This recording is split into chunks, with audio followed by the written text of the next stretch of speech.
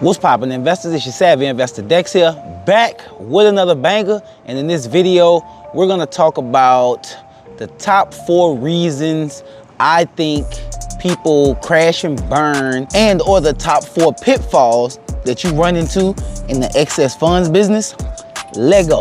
All right, guys. The very first thing I got down here on my little notepad is, which you've heard me say this before, not being credible. Okay, not being credible is a multitude of things. And I would say the first part of not being credible is not understanding the law on how things work in whatever market that you're in. For example, I'm in a market where we have what they call Napoleonic law. So to do business in Louisiana, you need to understand Napoleonic law to a degree, because things are different when you're dealing with deceased people that have money owed to them, right? Outside of your knowledge on it, you probably want to have a couple of testimonials, maybe a website or so, something that says, hey, this person is credible, knows what they're talking about, I like them and I want to do business with them, right? Bam, let's go to the next one. Next one would be lack of research, okay? I found this one to be a huge issue for me when I first got into business. I was getting deals, but I wasn't doing the research on the deals. So now I'm writing up a deal and they have like a $100,000 judgment or $100,000 lien against the money, and we can't get the funds. You know, so it's kind of like you get real happy, you get excited, then you get a call from your attorney, and your attorney is saying, yeah, Dexter, they have $250,000 small business association loan. So yeah, research. You want to research your leads. And this is specifically talking about mortgage overages. This doesn't necessarily pertain to tax overages, although that does depend on where you're at. However, mortgage overages are the same everywhere. Like, mortgage overages is what I do.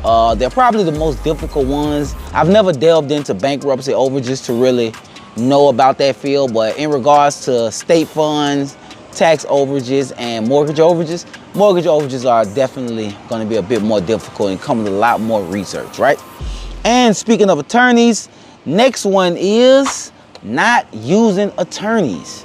That is another pitfall. Now, that's a pitfall that I've never been down. I've used an attorney on every last deal, whether I'm in a place where I don't have to use them or I do have to use them. I'm going to use an attorney. And I'm using an attorney for a multitude of reasons, but the top 2 reasons is, number 1, I want to make sure that is like 100% right when we're putting something in front of a judge to sign. Number 1. Number 2, things become a lot more credible when you have an attorney to lean on as credibility. Right, guys? So, for example, I just brought a new attorney onto our team, and we had some clients that he actually pulled up on and had the paperwork signed right there on him. I just sent my attorney that, and he was like, hey, I'm gonna be out there tomorrow. I'll just pull up on him.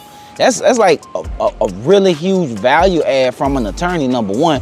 But number 2, that gives me major credibility, right? So that's why you want to use attorneys. Last but not least, and before we get there, I want to tell y'all, please go down below and check out the free course. I'm gonna have it tagged somewhere in the description below.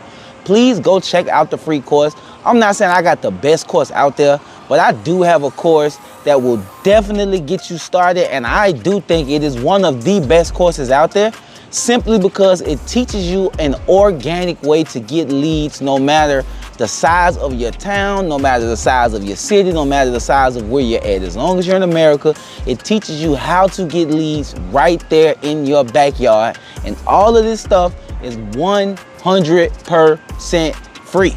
Back to our regular schedule program.